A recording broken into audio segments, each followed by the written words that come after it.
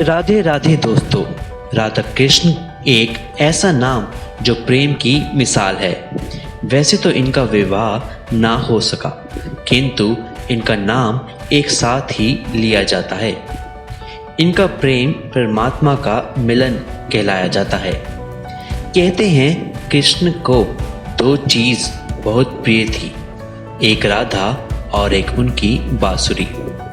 उनकी बांसुरी ही थी जो हमेशा उनके साथ रहती थी, जो कि उनके प्रेम का प्रतीक है। दोस्तों, अक्सर आपने राधा कृष्ण की जीवन की कहानियाँ तो हम सब ने सुनी ही हैं, परंतु क्या आप जानते हैं राधा की मृत्यु के बाद श्री कृष्ण ने क्या किया? नमस्कार दोस्तों, स्वागत है आपका हमारे चैनल इंडिया बेस्ट मोटिवेशन में, जहां हम अपने देवी देवताओं से संबंधित महत्वपूर्ण कहानियां साझा करते हैं, जो हमारे जीवन में सकारात्मक बदलाव लाने में हमारी मदद करती हैं। आइए शुरू करते हैं आज की कहानी। दोस्तों, आज की कहानी शुरू करने से पहले बात करते हैं राधा का क्या हुआ जब कृष्ण वृंदावन छोड़ द्वारका चले गए।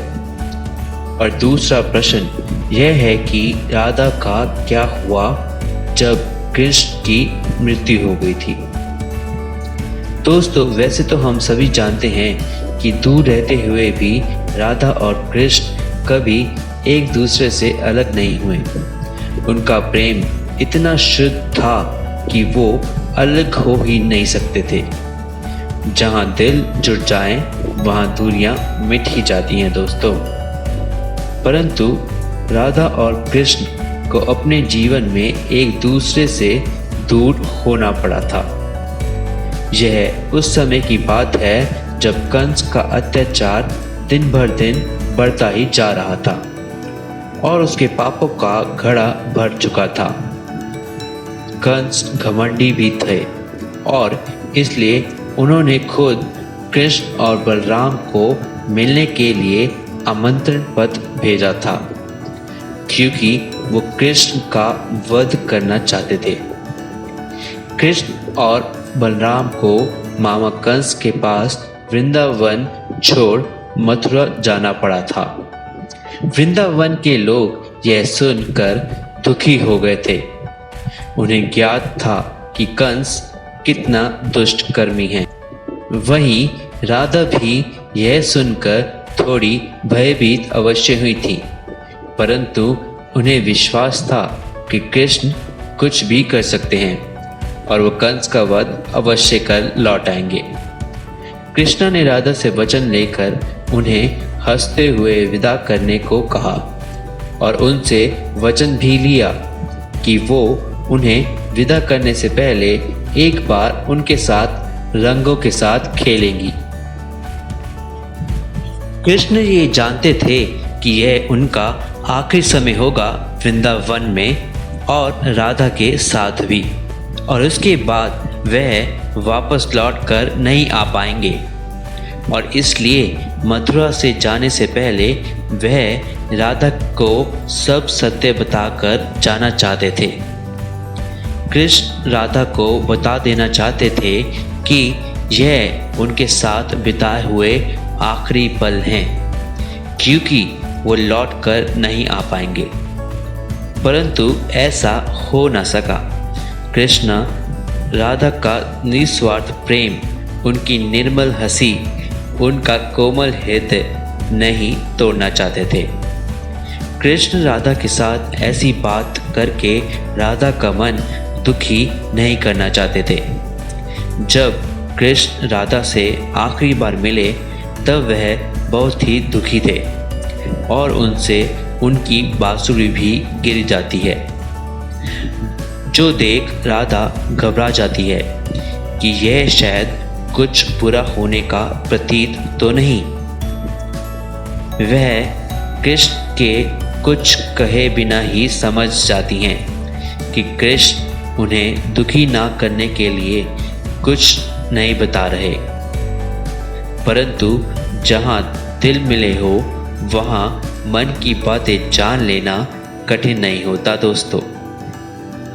एक और कृष्ण अपने कर्तव्य और प्रेम के बीच फंस चुके थे, वहीं राधा सब जानने के बाद यह तो समझ गई थी कि कृष्ण से उनकी मुलाकात नहीं होगी, और यही सवाल वो कृष्ण से भी करती हैं कि ऐसा क्यों है कि वो वापस नहीं आ पाएंगे उनके पास।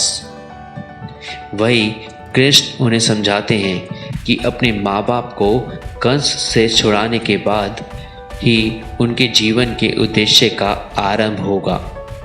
और यह सुन राधा भारी मन से कृष्ण को कर्तव्य को पूरा करने के लिए जाने को कहती हैं, क्योंकि प्रेम का अर्थ किसी को बांधना नहीं, उन्हें मुक्त करना है दोस्तों। और वो बता देना चाहती थी कि दो सच्चे प्रेम करने वालों का बिछड़ना उतना ही विशेष होता है जितना उनका मिलना। दोस्तों, जैसा कि राधा ने कृष्ण को वचन दिया था, वह कृष्ण के साथ जाने से पहले रंगों के साथ खेलती भी हैं, कृष्ण को तिलक लगाती हैं और अपनी सखियों के साथ खुशी खुशी विदा भी करती हैं, और अपने प्रेम कृष्ण को भारी मन के साथ अपना बिछड़ना भी खुशी खुशी महोत्सव की तरह बनाती हैं।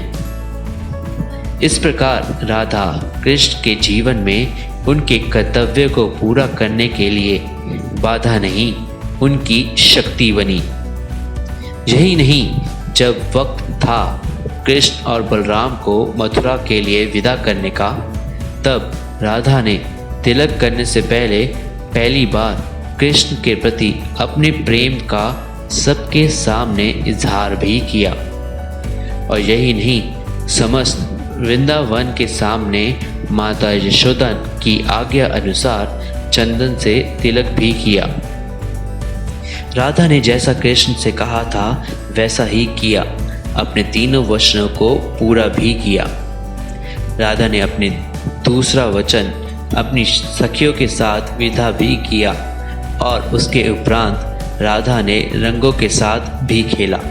राधा और कृष्ण का अलग होना दोनों के लिए ही काफ़ी दुखमय था। कृष्ण के वृंदावन से चले जाने के बाद राधा का विवाह एक यादव से हुआ। उन्होंने अपने दाम्पत्य जीवन बड़े ही अच्छे से निभाया, किंतु उनका मन अभी भी कृष्ण के लिए ही समर्पित था। और कृष्ण मथुरा में कंस का वध करने के बाद बलराम के साथ द्वारका चले गए, जहाँ रहकर उन्होंने अपने कर्तव्यों का पालन किया, और वो आज भी द्वारकाधीश के नाम से भी पहचाने जाते हैं। राधा फिर भी एक बार कृष्ण से मिलने द्वारका गई।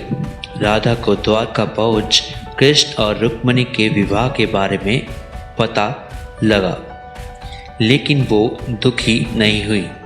जब राधा ने कृष्ण को देखा तो वो दोनों एक दूसरे को देख मन ही मन मुस्कुराते रहे, और आंखों में खुशी के आंसू भी आ गए।